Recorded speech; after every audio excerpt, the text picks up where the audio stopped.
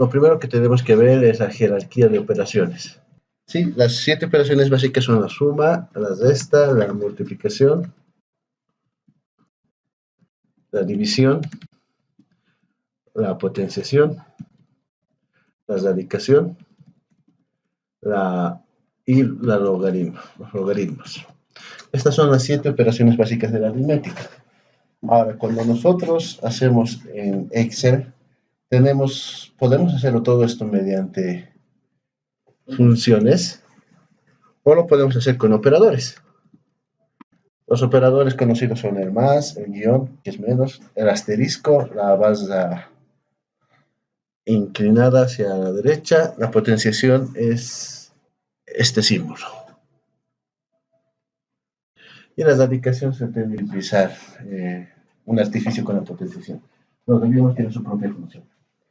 Ahora, si yo pongo estas en un nivel, estas en otro nivel, y esta en otro nivel. ¿Qué implica esto? Si yo tengo aquí, no sé, 6, 5, 4.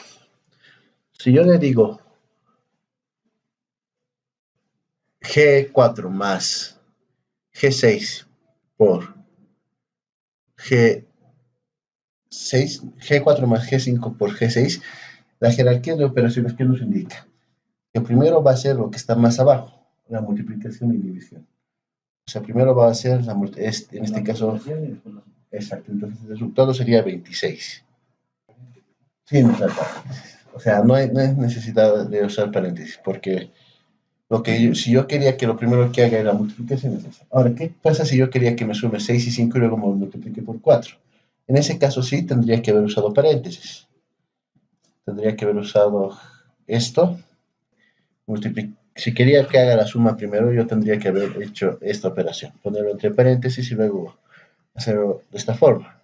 En ese caso, cuando uso paréntesis, hago para que, conociendo la jerarquía, me haga las operaciones que están muy por debajo. Y no me resuelva. ¿Sí? Ahora otro caso. ¿Qué pasa si yo tengo 6 por 5 elevado a 4? El resultado va a ser 6 por 5, 30. 30 elevado a 4, o será 5 elevado a 4 por 6. Veamos. ¿Qué ha pasado aquí? Hagamos por paso.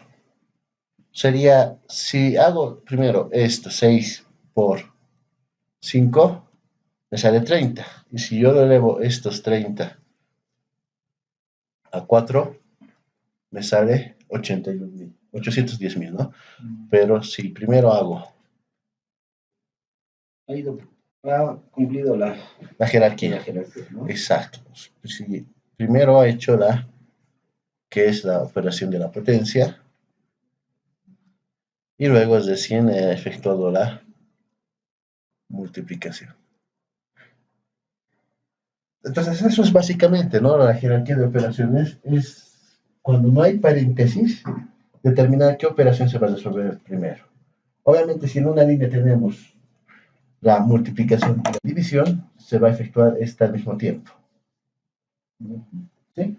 Ahora, tenemos un préstamo a amortizarse mediante el sistema alemán.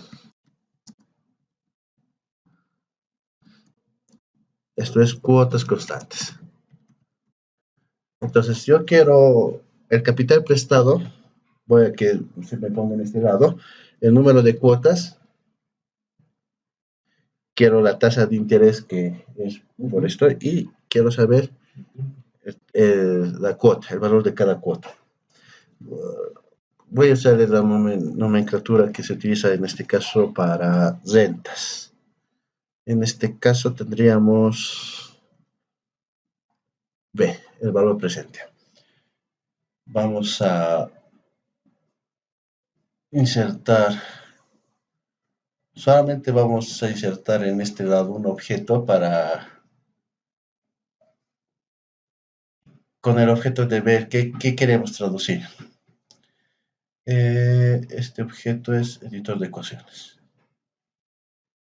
Ya. La fórmula de esto está dado de la siguiente forma. Voy a trabajar fuera de línea, ¿sí? Ya. Esto es igual a ¿qué? De acuerdo a la fórmula que se tiene, es R multiplicado por, se abre corchetes, se abre paréntesis, 1 más I. Todo esto es elevado a N menos 1. Y esto se divide entre I por 1 más I. Esto elevado a N. ¿Sí? Esta fórmula me ayuda a saber el valor de una cuota en el sistema alemán. Entonces, yo quiero traducir esta fórmula con estos datos. Quiero saber cuánto es R. O quiero saber cuánto va a ser el préstamo. Lo podría despejar aquí R, ¿no? Voy a sacar. Vamos a suponer que alguien paga 2.000 cada mes y lo hace durante 24 meses. La tasa anual es del 18%, así que la tasa mensual sería 1.5%. Quiero saber cuánto va a ser esto. Entonces, yo tengo que traducir la fórmula que tengo aquí en Excel. Algunas cosas, por ejemplo, en esta fórmula está predefinido. Por ejemplo, 1 más I está antes que la potencia. Entonces, para que primero me haga la suma y luego lo cierro en el B, lo tengo que poner sí o sí en el Excel entre paréntesis. Y luego, si aquí los de esto, no es necesario que ponga entre paréntesis lo que voy a elevar, porque automáticamente va a ser primero la potencia y después lo va a hacer las de esto. Sería diferente si yo quisiera que n menos 1, o sea, que los de este exponente. Ahí sí tendría que poner ese exponente entre paréntesis para que me desperte, ¿no? Y aquí abajo, en la parte de aquí abajo es la más compleja. Lo vamos a traducir. Sería R multiplicado por, ¿cuántas veces tengo que abrir paréntesis? 2, ¿no? ¿Por qué tengo que abrir 2? Porque quiero que el resultado de esta potencia menos 1 lo multiplique por R. Si no pongo paréntesis, ¿qué va a hacer? Va a multiplicar esto por esto y luego decir nos va a restar 1. Entonces nos va a salir un resultado incorrecto. 1 más la tasa de interés, lo pongo la potencia, que sería el tiempo, menos 1. Y cierro. Hasta ahí estaría la parte de arriba de la operación, de la fórmula. Ahora, tengo que dividir todo eso entre... Ahora, en aquí, ¿qué tengo que hacer? Tengo que poner I por esto. O sea, esto, y aquí lo multiplico. ¿O qué hago? O lo tengo que poner entre paréntesis. Pero si están en el mismo nivel de jerarquía. Para este caso, tenemos tenemos que entender lo que es un término y lo que es un factor, ¿sí? Para interpretar esta fórmula. Un factor es lo que se divide con sumas y restas. Un término es lo que se divide con sumas y restas. Y un factor es lo que divide en las multiplicaciones. Por ejemplo, aquí 1 es un término y la i es un término. Cada término puede tener uno o varios factores. En este caso, tenemos dos factores que están dividiendo. La i y el 1 más i elevado a n. Son dos factores. Si yo procedo a hacer esto, dividido entre esto, y luego hago la multiplicación por 1 más i elevado a 24, me va a salir un resultado incorrecto. Esta forma de hacerlo está mal. ¿Sí? Es una fórmula equivocada. Fíjense, este resultado de este es 81.863.397. ¿Qué pasa? Fíjense si yo lo pongo esto entre paréntesis.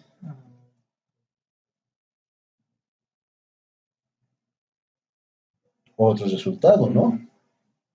Pues otro resultado.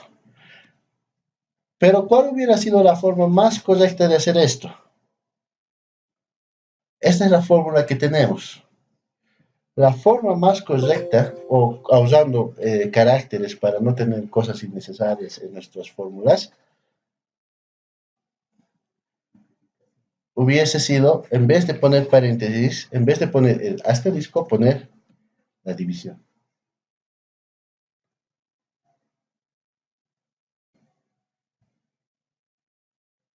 ¿Por qué?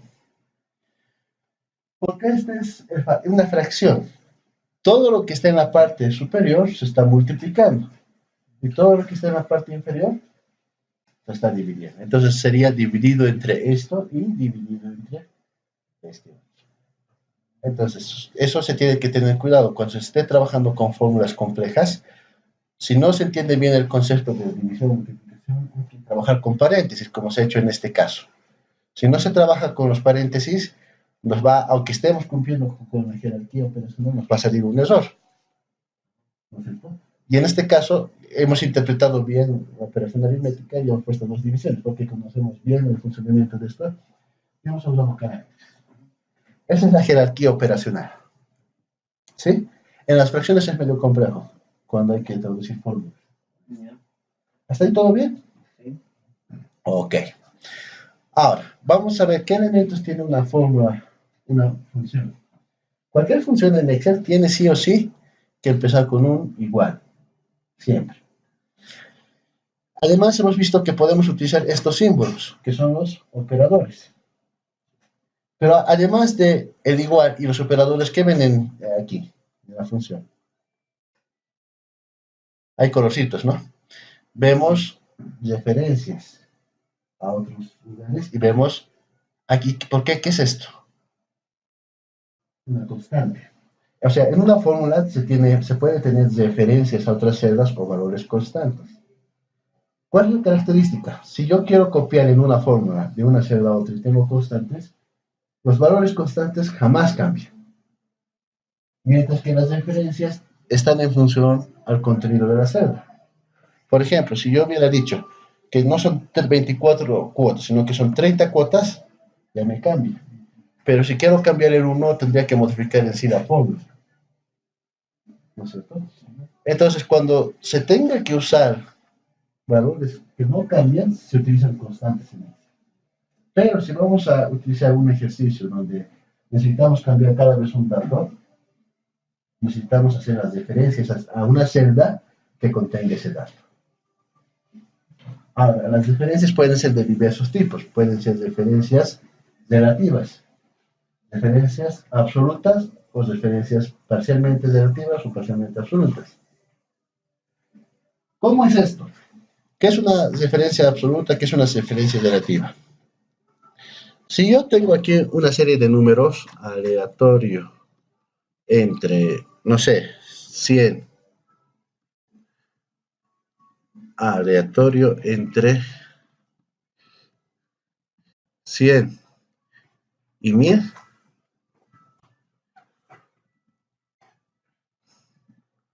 y hago lo que es la suma de estos dos números. Estoy diciendo que quiero que me sume el contenido de esta celda más el contenido de esta celda. Voy a volver estos valores para que no cambien. Numéricos. Copiamos y prendamos valores. Ya. Si tengo yo esto, cuando yo copie arrastrando, automáticamente la referencia se ha ido modificando. Por eso es una referencia relativa, pero es relativa a su posición. Si yo copio de arriba hacia abajo, las referencias van a cambiar de arriba hacia abajo, los números. Si copio yo de izquierda a derecha, o de derecha a izquierda, va a pasar lo mismo. Automáticamente se actualizan en función a su posición en la hoja de Excel. Esas son las diferencias relativas. Para copiar esto, solamente puedo arrastrarlo de la esquina o con control C y luego control V o con las herramientas que tengo en pegado. Cuando estoy trabajando en una hoja directamente, se llaman matrices. Si yo estoy trabajando en matrices, da por completo igual a la forma en que yo copio. ¿Sí? Si yo trabajo en matrices. Pero es muy diferente si yo trabajo en tablas. ¿Sí? Si yo trabajo en tablas, es diferente. Vamos a crear en esta hoja una pequeña tabla. Voy a poner enero, febrero y marzo. Y voy a poner, no sé, 15, 20, 16, 17, 28, 24, 23 y 70, 85, 60. Aquí lo voy a poner mes, ventas, otros varios. Esto yo lo voy a convertir, es un rango, es una matriz en una tabla. Voy a insertar tabla. ¿Mi tabla tiene encabezados? Sí, estos son los títulos. Aceptar. Entonces ahora estoy con una tabla. Esta es una tabla dentro de mi hoja de Excel. Esto es una matriz. Aunque le ponga título, sigue siendo una matriz en Excel. Y las fórmulas con matrices se hacen con esta fórmula. Ahora, ¿qué quiero? ¿Qué pasa si yo en una tabla le pongo una fórmula? A ver, aquí le voy a poner. Fíjense, voy a seleccionar esta celda. Si fuera con matrices, me saldría C21. Pero ¿qué pasa si hago con tablas? No ha cambiado la referencia. Aparece ventas, el nombre del campo, y aparece una arroba. ¿Qué quiere decir de esta fila? O sea, quiero las ventas de esta fila. El arroba es lo que significa eso. ¿Y qué más ha cambiado de la forma de referenciar? Está entre corchetes. Quiero las ventas más otros más varios. ¿Y qué pasará cuando hago Enter? ¿Pero qué más? Se ha creado una nueva columna. Una nueva columna que ha aplicado para todas las filas. Y es necesario cambiar la fórmula. Fíjense, aquí cambiábamos cada vez la fórmula. Pero en aquí, ¿qué pasa? Es la misma fórmula para adaptar. ¿Y qué pasa si voy creando más registros o filas? Automáticamente ya tiene, ¿no? Órale, ya. Es sorpresa. Entonces, lo interesante de estas propiedades es que, fíjense, yo puedo cambiar el nombre de esto, ventas. Fíjense, ahorita está con ventas, ¿no es cierto? Aquí está con otros. A ver, aquí le voy a poner hice. ¿Qué habrá pasado con mi fórmula?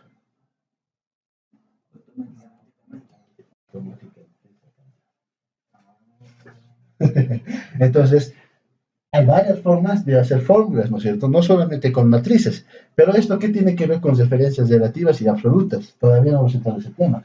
Pero quiero que vean la diferencia en copiar. Puedo poner totales en la tabla, pero voy a hacerlo manual.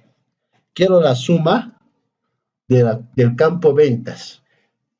Cuando hago fuera de la tabla, fíjense, me aparece el nombre de la tabla con el campo que quiero. ¿Dónde doy el nombre a la tabla? Cuando estoy dentro de la tabla, fíjense, si estoy fuera no aparece en esta zona. Entro en la tabla y me aparece diseño y aquí le puedo asignar el nombre. Le voy a poner resumen.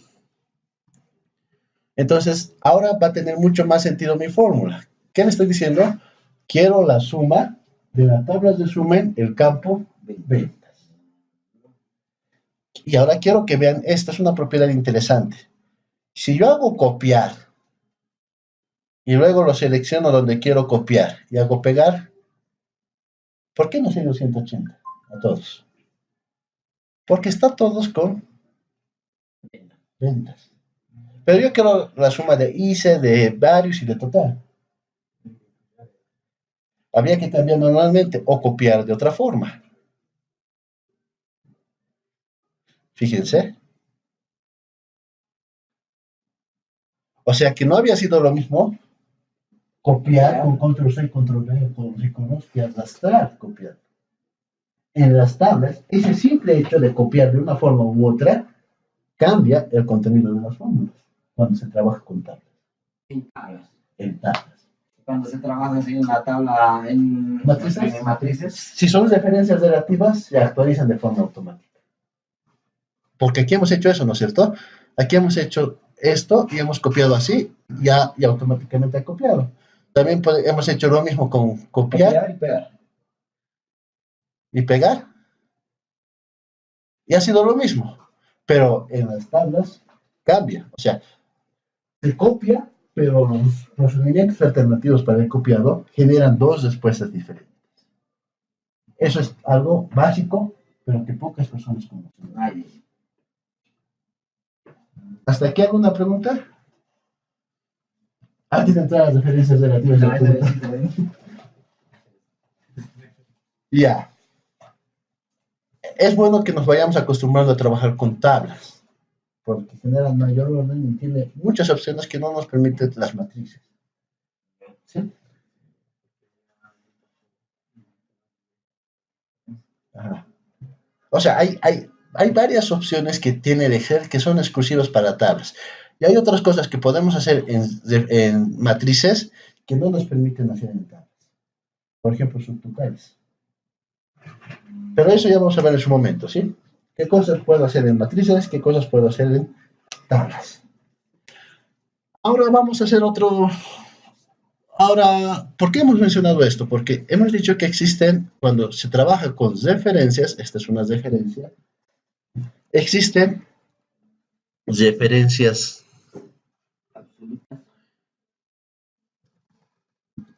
absolutas, referencias relativas.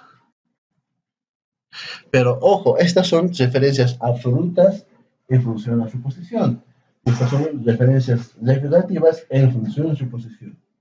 Porque cuando hablamos de un número que va a estar permanente, como en este ejemplo que hemos hecho, ese número que es 1 o que es 13% del IVA, esa es una constante, no es una referencia, ¿no? Es un valor que copiemos en donde sea, tiene que ser un número específico, no puede cambiar. O la gravedad, por decir, si estamos haciendo fórmulas. Ya. No puede. Ahora vamos a suponer que estos son facturas. Y este es el importe. Y yo quiero saber cuánto es el IVA de estos importes. Puedo hacer lo siguiente.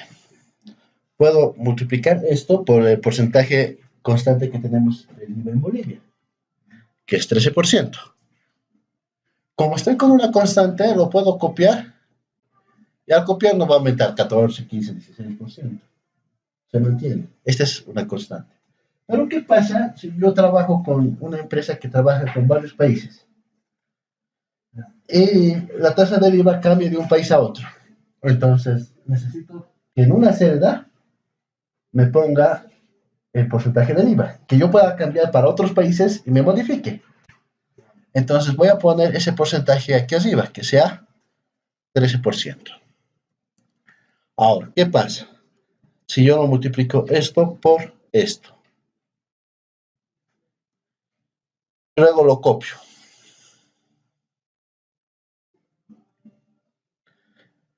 Ya me sale error.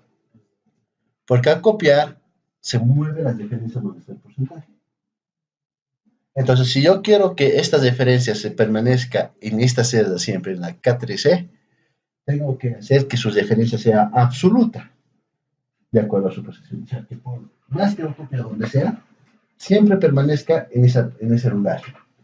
Para que sea absoluta, lo que se hace es poner el símbolo monetario delante de la columna y delante de la fila. Y al hacer esto,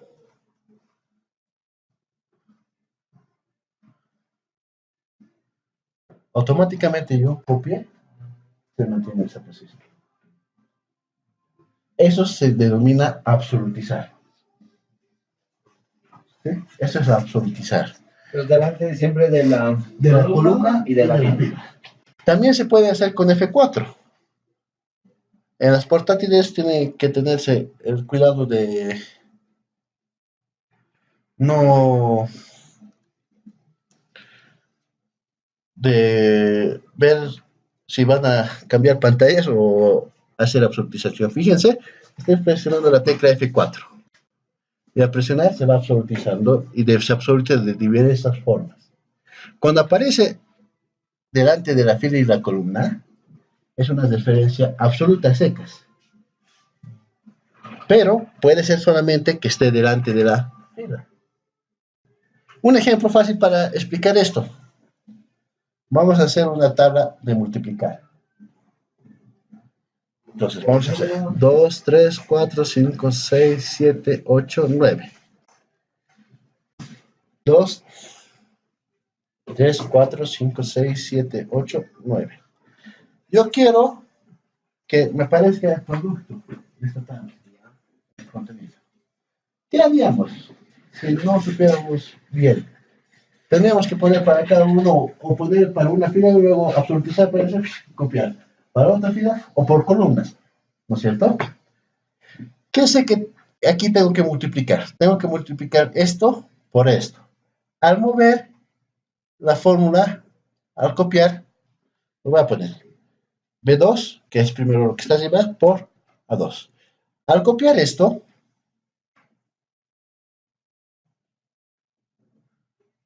esta no es la tabla, ¿no es cierto? Al copiar, se ha movido aquí y aquí. Yo quiero que esto se mantenga permanente. O sea, de las referencias azul quiero que esté permanente la fila. Y de las referencias rojas quiero que esté permanente la columna. Entonces tendré que absolutizar solo la fila del azul y solo la columna de la roja. ¿Y cómo hago eso? Es muy sencillo. Quiero absolutizar la fila. Si quiero absolutizar la fila, delante de la fila el símbolo monetario. Quiero absolutizar la columna del A2. Delante de la columna el símbolo monetario. Nada más. Y ahora yo procedo a hacer el copiado.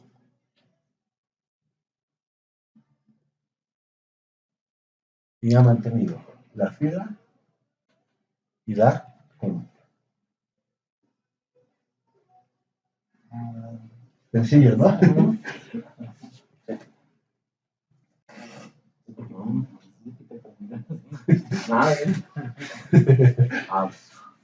Entonces, esto nos sirve para muchas cosas. Un ejemplo para lo que podríamos utilizar nosotros bastantes es, por decir algo, yo necesito saber, por ejemplo, de determinado producto.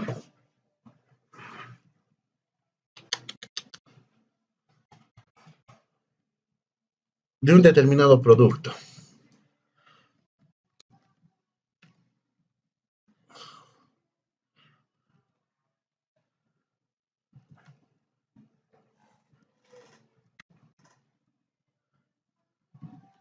Si yo necesito aquí poner una suma condicional de una lista de productos, puedo tener mi tabla, pero no voy a estar haciendo para cada uno una fórmula. Puedo hacer una forma global para que siempre me haga referencia al producto y a la fecha. Y esto de absolutizar puedo combinar con cualquier función. Consumar sin conjunto, consumar sí, promedio sí, las funciones estadísticas, las funciones de búsqueda y diferenciación, con N. ¿Con matrices? Sí, con matrices. Puedo hacer combinando con tablas también. Es que esto de absolutizar sirve usualmente para matrices. Se puede aplicar también en tablas. Pero en tablas nos permite poner también fórmulas como matrices. Vamos a hacer un pequeño ejemplo, ¿sí?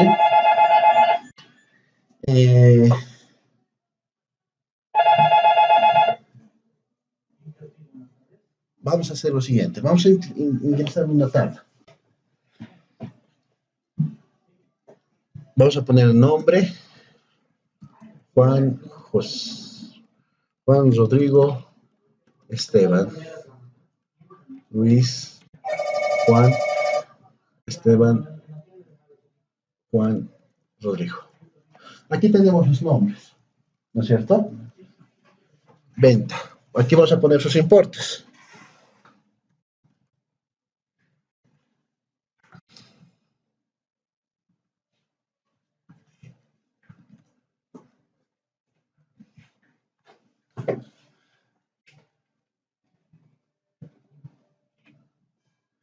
Y ahora yo necesito un contador.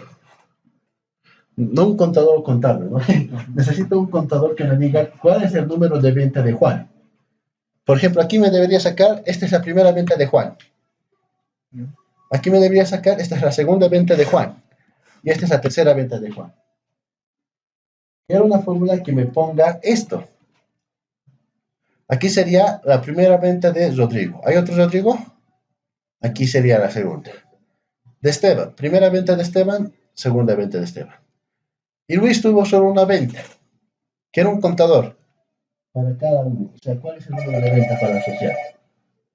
Obviamente que ahora que es una tabla pequeña es sencillo. Pero ¿qué pasa si es una tabla gigante con N datos? Vamos a hacer primero esto con matrices. Esto va a ser el contador con matrices. Será, quiero contar, ¿sí? Contar sí sirve para contar en un rango que cumple las características que quiero. Un criterio. Quiero contar desde A2. De nuevo. Quiero contar desde A2, pero que siempre sea desde ese A2 hasta A2. Pero en este caso solamente quiero que sea la columna. ¿Qué quiero que me cuente? A2. Fíjense que todo es A2 aquí, ¿no? A2. Cierro esto. Y ahora veamos si funciona esta fórmula de contador con matrices. Funciona, ¿no? ¿Cómo ha actualizado al copiar? Esta primera referencia la ha mantenido aquí. Hasta esto que quería que se mueva, a medida que se vaya aumentando, sino modificado. Y el criterio también. Entonces, en vez de hacerlo manualmente un contador, con esto lo hice con una simple fórmula. ¿Me funcionará esto con tablas? A ver, vamos a hacer la prueba. Insertar tabla. Contador, tabla. En aquí voy a poner contar, ¿sí? En un primer momento tengo que poner sí o sí cuando voy a hacer un rango, este tipo de referencias. Lo absolutizo desde dónde. Hasta otra vez. Pero en este caso ya no absoluto todo, sino solamente la columna, ¿no? ¿Y el criterio cuál va a ser? Ya no a 2, ahora sí le puedo poner esta fila. Nombre de esta fila. ¿No es cierto? Mucho campo al lugar.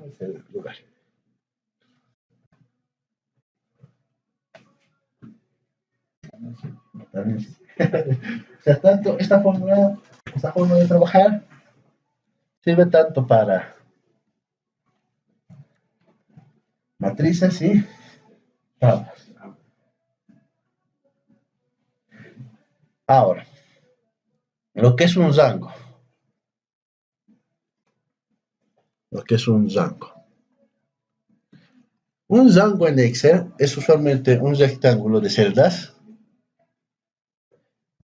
que va desde la primera celda, que está en la parte superior izquierda, hasta la última celda, que es la que está en la inferior izquierda. Entonces, este rango se llamaría D11, G18. Este sería el nombre del rango. 2 puntos es lo que dice desde dónde hasta dónde. ¿Sí? Voy a llenar los datos de forma tal que quiero ejemplificarles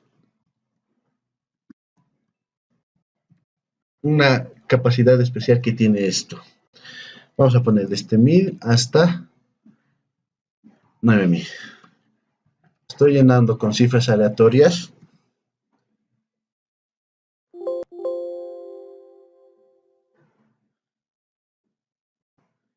Copiamos. Estoy con múltiplo. Copiamos, pegamos valores. Ya.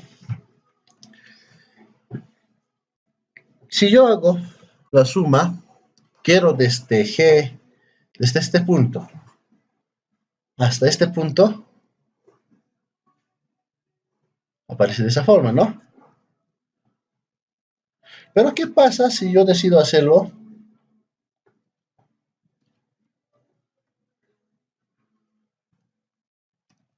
desde J10 hasta G17?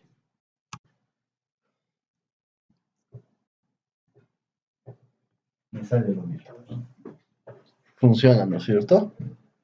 Pero ¿qué ha pasado con esto?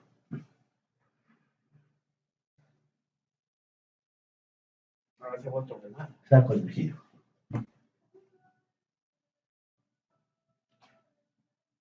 Ahora, les voy a dar otro caso especial que hay en Excel. Para mí, este va a ser un rango.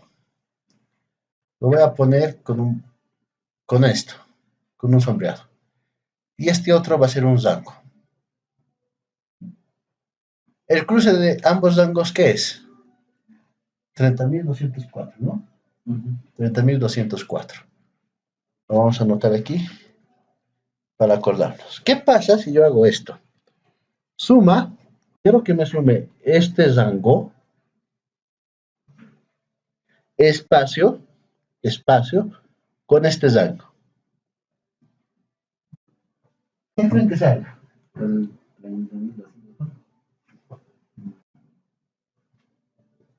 Se está sumando la intersección. El espacio en el Excel es intersección. Cuando hay dos rangos en fórmulas y ponen un espacio, Excel interpreta como la intersección.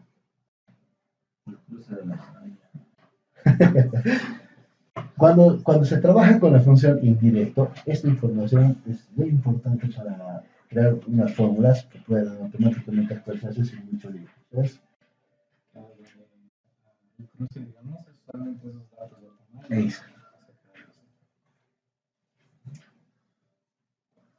Eso también sirve para tablas, ¿no?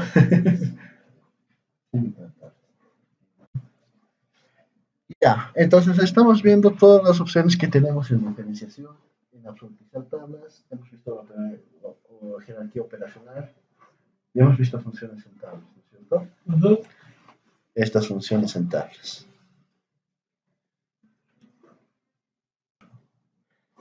Lo dejaremos ahí. Ya es un poco tarde. El miércoles continuamos. Les voy a indicar la función indirecta el miércoles.